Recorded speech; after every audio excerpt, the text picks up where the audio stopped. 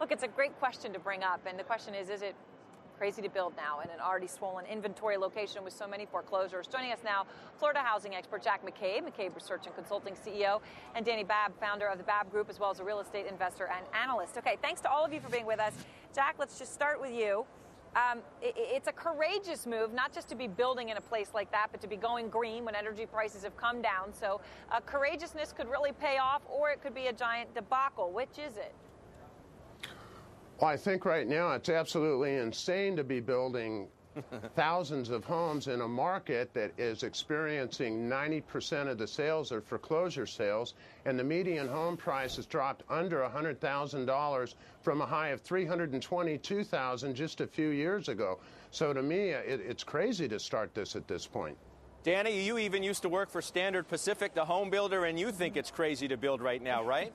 Yeah, I think it's insane. I don't know where the profit's going to come from, but here's the problem. There's so much existing inventory out there that's incredibly cheap, particularly in foreclosures. Why is someone going to choose this particular area? And in the city of Fort Myers, I did a research report on that last week. Their median home price was $800,000 and is now below $180,000. Wow. So to build close to that, to me, just seems nuts. Diana, one question here, though, is this one. There's all these homes out there, they're getting foreclosed on, and everyone says that's going to hurt prices. But maybe someone will bulldoze them down. They're not that new anymore. When people come back to buy, they're not going to want the homes on the market. So maybe they will buy these new homes. Right. I mean, there's that possibility. But also, I mean, I did an extended interview with the CEO here, and what he's saying is that you have to put Fort Myers aside and say, look, this is not Fort Myers. This is not building houses in Fort Myers.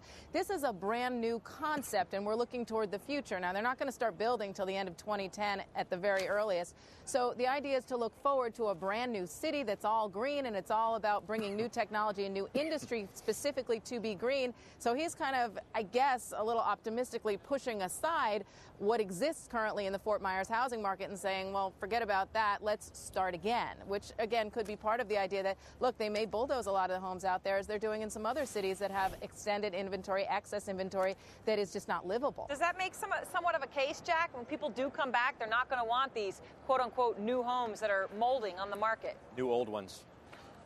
Well, you know, right now you can get wireless internet in pretty much any area of the country except the very rural areas. So I think it's very well intentioned, and I think we're going to see this in new developments moving forward. But we still have the biggest wave of foreclosures yet to hit beginning in May.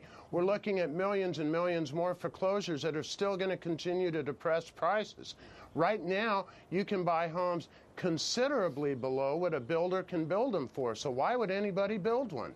Yeah. Jack, I mean, you're at the epicenter of where this whole thing started, most people say, down in Florida. What do you say? What are you seeing there now? You think prices still have a ways to go to the downside?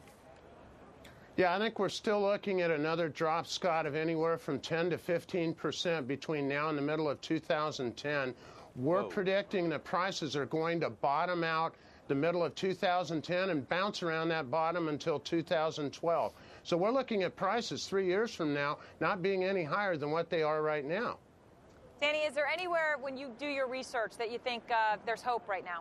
Yeah, I do. There's been several states that have either been steady for the last 3 quarters, which is what I look at when I'm trying to pick an area. The last 3 quarters have been steady, or we're starting to see some growth, and it's one where boomers are moving to, which in theory could be some of the Sunbelt states in the future. But they're Idaho, they're Texas, which has maintained its stability for some time, Oregon, Washington, Colorado's doing pretty well. There are areas in the country that are doing well. The Carolinas are pretty stable, so definitely. Well, on that optimistic note, we'll leave it there. Everyone have a wonderful long weekend. Jack, Dani, Diana, we'll see you later on today, of course.